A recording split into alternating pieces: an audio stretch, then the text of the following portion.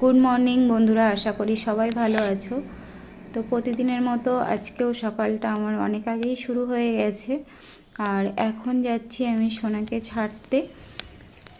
তো মেয়ে অনেক বড় হয়ে গেছে আর কন্যা সন্তান, তো একা ছাড়তে ভয় হয়, ওই জন্য আমি ছাড়তে যাই। তো কিছুটা হলেও তো এগিয়ে দিয়ে আসতে পারি। তো আমি ভিডিও করছিলাম দেখে ও আমাকে বলছিল, তোমার ফোনটা কি নষ্ট হয়ে যায় না?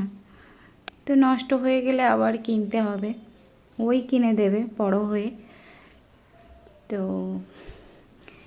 মা মেয়ে গল্প করতে করতে যাচ্ছিলাম, ওকে ছেড়ে দিয়ে আবার ঘরে এসে আবার কাজ আছে।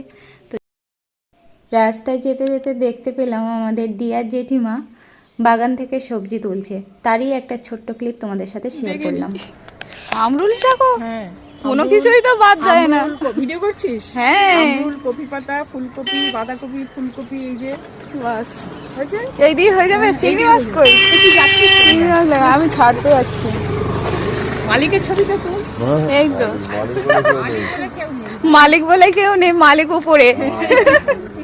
সোনাকে ছেড়ে আস্তে আস্তে ভাবছিলাম, সত্যিই তো এই পৃথিবীর মালিক আমরা নই, একমাত্র মালিক হচ্ছেন আমাদের ভগবান, যার ইশারায় আমরা চলছি। সে যেমন চালাচ্ছে তেমনিভাবে।